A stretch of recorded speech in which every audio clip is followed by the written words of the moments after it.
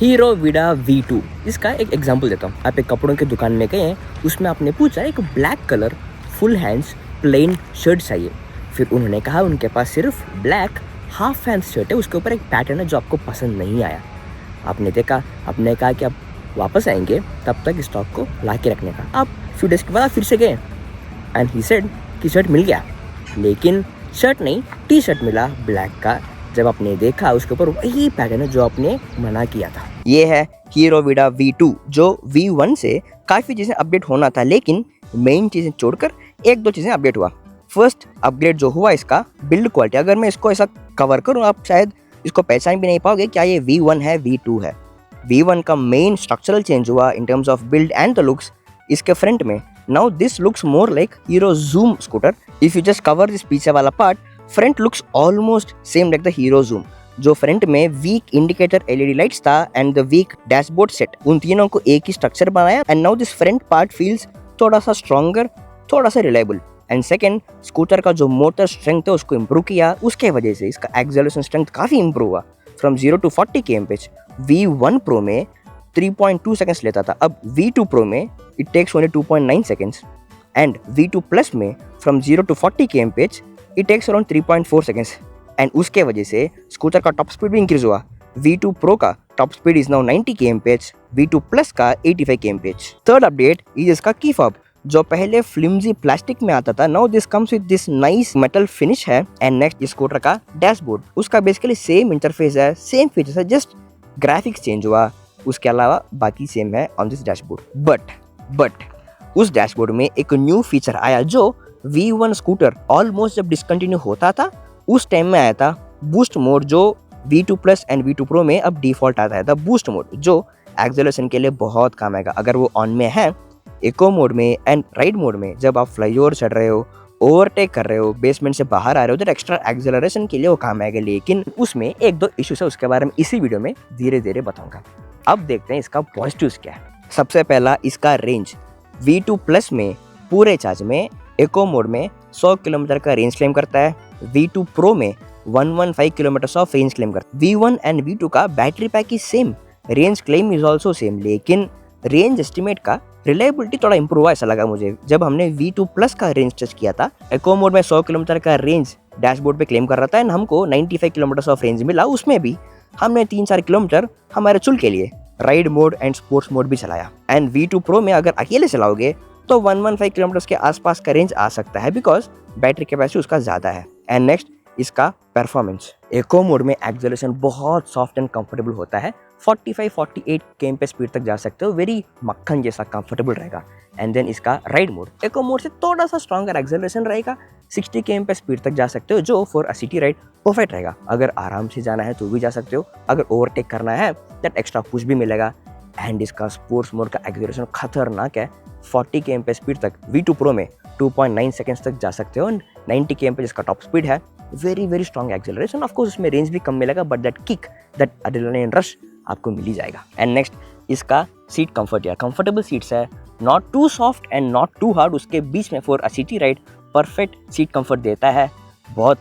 बहुत धूप है यार। उसके साथ you have very comfortable handling also. The posture on the scooter is very very comfortable for long ride, for a city ride. You will have very relaxed ride scooter में, which will absolutely enjoy. And thanks to the suspension, जो V1 से थोड़ा update हुआ ऐसा लग रहा है, जो पंजी वेरी सॉफ्ट जैसा सस्पेंशन था इन द रेयर स्पेशली, अब this feels more comfortable and more reliable. Pot holes हो, स्पीड ब्रेकर्स हो, 40 एंड 50 के बीच में जा रहे हो ना, राइड बहुत अच्छा रहेगा।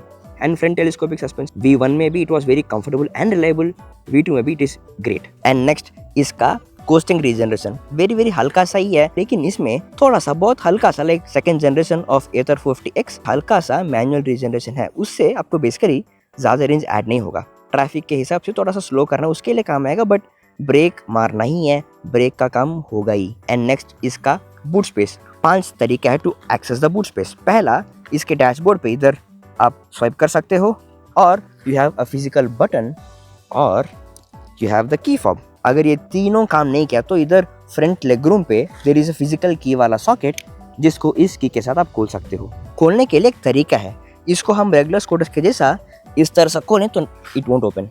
पहले इधर से खींचो, फिर इधर से खींचो, तब खुलेगा। You have 26 liters of boot space in 2 sections. Inside this section 2 portable batteries है, उसके बारे में I'll show. And यहाँ पर you have a storage of 26 liters, पानी बॉटल, रेनकोट, आप खाने के लिए लंच बॉक्स आराम से जाएगा, including the portable charger. And portable charger not only here, इधर के स्पॉट में भी परफेक्टली फिट होगा. लेकिन इस बूट में एक इश्यू है. आपको स्पेस दिख रहा है, इधर स्पेस. अगर बहुत ज़ोर से बारिश हो रहा है तो इनसाइड द बूट पानी आने का चांसेस है यहाँ पर एंड यहाँ पर. This could have been slightly better, इसको पूरा क्लोज कर सकते थे. अब देखते हैं इसका portable battery with the key fob. इसमें एक की मिलेगा, इसके साथ you can open this storage and you have 2 removable batteries. V2 plus का 3.44 kilowatt hour of battery capacity है. V2 प्रो में 3.9 kilowatt hour of battery capacity है. And by the way that is, can you see that? I missed it man. I think मैं next one में जब आएंगे तब I'll record it. That is Ola Roadster in testing. I'll show you जब आएंगे. अब let's check the batteries. These are 2 batteries जो each battery will weigh 12 to 13 kilos. Her battery को इंडिपेंडेंट आप चार्जिंग पे लगा सकते हो. You can't charge both the batteries एक साथ बाहर निकालने के बाद. और these 2 batteries को एक साथ either you can charge with a portable battery और एथर एंड हीरो विडा के फास्ट चार्जर्स के साथ आप इधर चार्जिंग पे लगा सकते हो. अब इस रिमूवेबल बैटरीज के साथ एक इश्यू, उसके बारे में इसी वीडियो में आपको बताऊंगा इन सम टाइम. अब देखते हैं इसका dashboard. Very simple to use dashboard है. Let's change it to light mode. Intuitive and simple to use dashboard है. You have only the trip information and the turn button navigation. इधर आप scooter को on end of कर सकते हो and the boot lock and unlock करना.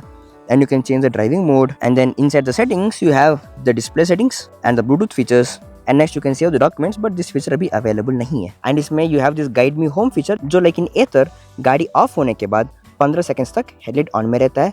and you have this beautiful key fob जो बहुत काम आएगा. one to open the boot of course, and this to start the indicator lights and the sound. अगर parking में आपकी गाड़ी किधर है, if you can't see it, ये काम आएगा. and रात हुआ, रास्ता आपको दिख नहीं रहा तो you can turn on the headlight also, जो बहुत प्रैक्टिकल फीचर है. And I want this feature in every scooter to be very honest. ये बहुत काम आएगा, है ना. अब ये सारा पॉजिटिव्स देखे, लेकिन इसमें पॉजिटिव्स के साथ साथ खतरनाक नेगेटिव्स है. सबसे पहला इसका बिल्ड क्वालिटी है. ये फ्रंट में थोड़ा इंप्रूव किया. I will show you. इसका front part in the V1 versions, the handle buttons इधर एंड द फ्रंट डैशबोर्ड जो इंडिपेंडेंट पार्ट्स था, and this particular part specially ये बहुत शेक होता था. टू बी ऑनेस्ट अभी भी थोड़ा सा शेक हो रहा है, but not as bad as V1. उसके वजह से फ्रंट दिस पार्ट अब थोड़ा ज़्यादा स्ट्रॉन्गर एंड थोड़ा रिजिड फीलिंग देता है with more confidence while riding. But इसका जो पीछे वाला पार्ट है ना, जहाँ पर कुछ अपडेट हुआ है नहीं, this particular panels are very weak. थोड़ा खींचूं तो शायद निकल जाएगा वाला फील देता है. लेकिन इसके साथ एक खतरनाक इशू है with the build quality. I will show you. जब आप बूट खोलेंगे ना, this seat feels very flimsy. But इसका जो रिमूवेबल बैटरी का केसिंग है ना, खोलना इजी है, लेकिन जब क्लोज करेंगे दिस लॉकिंग जो मैकेनिज्म है, this is very weak. Lock करना ही बहुत टफ चैलेंज है. आपको ज़ोर से प्रेस करना पड़ेगा अंदर को एंड देन बहुत एफर्ट डालना पड़ेगा टू लॉक. लेकिन लॉक करते वक्त because this is a key fob, this button press होगा तो करते वक्त हेडलाइट इंडिकेटर साउंड सब ऑन होता जाएगा. Because of this spring action इधर you will have to press it harder and then you'll have to turn it. थोड़ा सा effort taking है. let's try and then twist करो. अब हुआ लॉक. ग्रेट.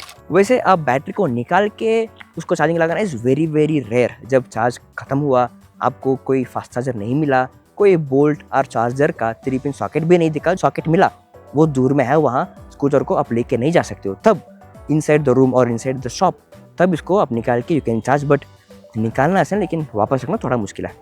होल 1 इधर भी होगा, होल 2, होल 3 एंड यहाँ पर there is hole 4 and big hole. बस ये खुद काफ़ी है. And then 1 here and next of course all this gaps in the boot, जिससे पानी इजीली अंदर आ सकता है. बारिश का दिन है तो मेक श्योर रेनकोट इसमें रखें to cover all those holes at least. In fact इस होल्स की जगह पर उसको क्लोज करके एक बूट लाइट रख सकते थे जो रात को बहुत काम है. Because this boot is slightly deeper. ये ब्रॉडर नहीं है बट थोड़ा डीपर बूट है. लाइट की डेफिनेटली एक ज़रूरी है. And next build quality of this handle buttons and switches. these are very hard. This thing especially, these are very sharp in the corners and easily काम नहीं करेगा, एक ही चीज़ के लिए बार बार प्रेस करना पड़ेगा. एंड देन दिस टू यार, cruise control में स्पीड इंक्रीज एंड डिक्रीज करने के लिए जो है, इसका की ट्रैवल बहुत हल्का सा है. शो यू, इसका की ट्रैवल इज़ वेरी शॉर्ट. सो आपको प्रेस करने पे भी कॉन्फिडेंस नहीं मिलेगा कि आप प्रेस हुआ कि नहीं, बिकॉज कोई feedback won't come from this buttons. इसको थोड़ा सा इंप्रूव करना चाहिए. That is the Ola roadster. If you can see Ola Roadster in testing. Let's wait. He'll come here.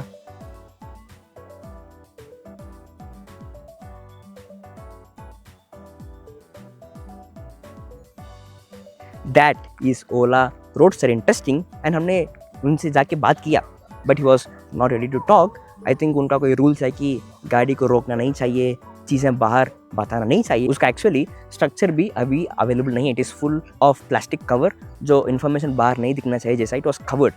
And next यार, इसका dashboard interface and dashboard is very nice. लेकिन my only complaint is, इसमें अभी तक भी both in V2 Pro and V2 Plus map navigation नहीं है. Only the turn button navigation. At a price of 1.35 lakh the V2 Pro, it feels like this is outdated dashboard. Dashboard interface is very good. Dashboard का touch response is very good. लेकिन no map navigation makes it almost useless है ना. And next इसका coasting regeneration and the manual regeneration यार बहुत हल्का सा ही है. And the manual regeneration is very light, जिससे आपको रेंज ऐड नहीं होगा. इनफैक्ट V1 Pro में जब हमने हिल क्लाइम टेस्ट किया था, पहाड़ के ऊपर से जब हम नीचे आ रहे थे for a distance of 7.5 kilometres, हमने सेम डिस्टेंस एथर में किया इन एथर 40X. ओला S1 Pro में किया. एथर में हमने 2% of charge and close to 2 kilometres of range add किया.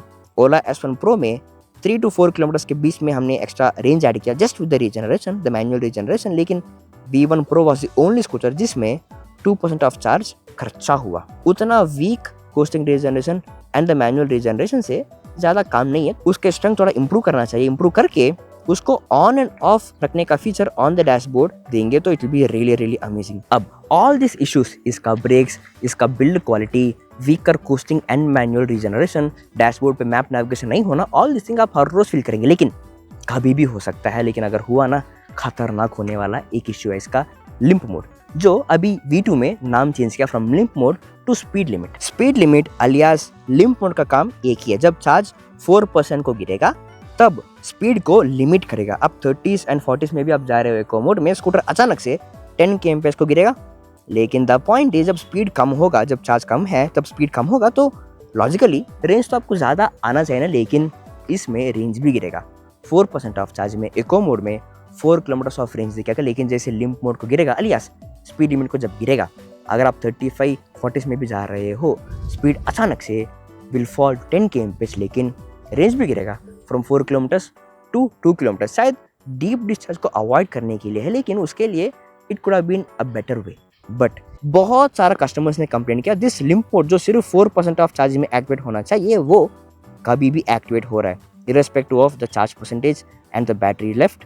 कभी भी ऑन हो रहा है in the middle of the road, जिससे काफ़ी लोगों ने कहा कि उनको एक्सीडेंट्स भी हुआ. In fact recently customer from Kerala has contacted me saying उनको इस लिम्प मोड की वजह से इशू हुआ and they went to the service centre. They were helpless because ये सॉफ्टवेयर बग है and they don't know how this can be fixed. उनको update आना चाहिए ओवर द एयर एंड वो अपडेट अभी आया नहीं. लेकिन जब हमने V2 के बारे में जब we spoke with the showroom people, they said वो अपडेट हो गया, वो ठीक हो गया. लेकिन काफ़ी लोगों को वो ठीक नहीं हुआ. तो हमने इस पोल डाला and it turns out that 70% of the people को अभी भी दैट इशू है, उसको ठीक करना चाहिए. अब इसके लिम्प मोड और स्पीड लिमिट से भी खतरनाक इशू है, जो खतरनाक फीचर होना चाहिए था, लेकिन वो इशू भी निकला. इसका बूस्ट मोड, वो basically eco mode and ride mode में अगर एक्सेलरेशन कम लग रहा है, ओवरटेक करना है, फ्लाईओवर चढ़ना है, अगर इको मोड स्ट्रगल कर रहा है, तो boost mode that extra acceleration देगा till top speed of 90 kmph. लेकिन उसका बहुत स्लिपरी एक्सेलरेशन है. मतलब अगर आप इको मोड में हो, फुल थ्रॉटल देने पे 45-48 स्पीड तक जाएगा. थोड़ा और ट्विस्ट करेंगे तो बूस्ट मोड को जाएगा. लेकिन दैट और ट्विस्ट करना है ना, इट इज स्लाइटली स्लिपरी. थोड़ा एक्स्ट्रा करेंगे तो it will go to boost mode. लेकिन थोड़ा सा भी लूज करेंगे ना, अचानक से स्लो होगा. That will give very strong jerk. अगर आप रोड के बीच में हो, it will be very dangerous. अगर आप बूस्ट मोड ऑन करके ड्राइविंग कर रहे हो, मेक श्योर आप आदत करें उसको एंड कॉन्स्टेंटली उसको टाइट पकड़ें, पूरा ट्विस्ट करके तभी it will be safe and useful. So basically ये स्कूटर के एक्सेलरेटर के ऊपर आपके कंट्रोल एंड आदत की बात है। 1-2 हफ्ते थोड़ा सा स्ट्रगल सा होगा, लेकिन उसके बाद जैसे आदत हो जाएगा I think you will make use of it. अगर बूस्ट मोड की ज़रूरी नहीं है, practically if you ask me, boost mode on रखने की ज़रूरी बहुत कम है। अगर एक्सीलरेट करना है उसके लिए आप स्पोर्ट्स मोड में चला जाओ, that is much more convenient, है ना, एंड सेफर। अब the Hero Vida V2 Pro 1.35 lakh of ex showroom price में आएगा। V2 Plus 1.15 lakh of ex showroom price में आएगा। Coming from a brand Hero Electric, V1 में जो इशू था, द मोस्ट इंपॉर्टेंट इशू था लिम्प मोड। जब V2 आ रहा था, I guess that was the first thing जिसको निकालना चाहिए था। रेंज टेस्ट करने के बाद और भी चलाया, I drove it close to 200 kilometre. उतने दूर ड्राइव करने के बाद I really want to recommend this scooter. बहुत अच्छा है, बहुत अच्छा है। इसका रेंज अच्छा है, परफॉर्मेंस अच्छा है, सॉफ्ट एक्सेलरेशन है, braking strength is decent, not the best but decent. Dashboard भी वेरी रिस्पॉन्सिव है, की फॉब है। जब इसके लिम्प मोड के बारे में जब सोचता हूँ ना, ऐसा लगता है कि शायद इस इश्यू किसी को नहीं आना चाहिए। 1 लाख से ज़्यादा खर्चा करके एक स्कूटर लेने के बाद लिम्प मोड से कस्टमर की भरोसा फ्रॉम द स्कूटर हट जाएगा।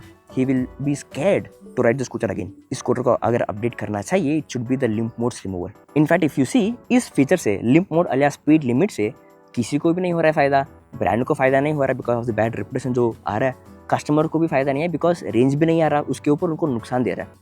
इस फीचर से किसी को भी कोई फ़ायदा नहीं है, इसको निकालना ही सही है। It's already too late, it is high time से हाईएस्ट टाइम तक गया, it has to be remove. So just because of the limp mode, जब तक वो निकालें, लिम्प मोड अलिया स्पीड लिमिट जब तक वो निकालें, तब तक इसको रिकमेंड करने के लिए भी थोड़ा सा it's not really confident enough to recommend this scooter. उसके अलावा बाकी सब बहुत अच्छा। जब उस फीचर को हटाएंगे तब इस स्कूटर को मना करने के लिए बहुत फ्यू चीज़ें बचेगा, which includes the dashboard and the build quality, जो ठीक करने के लिए for Hero Electric it won't take much time, है ना।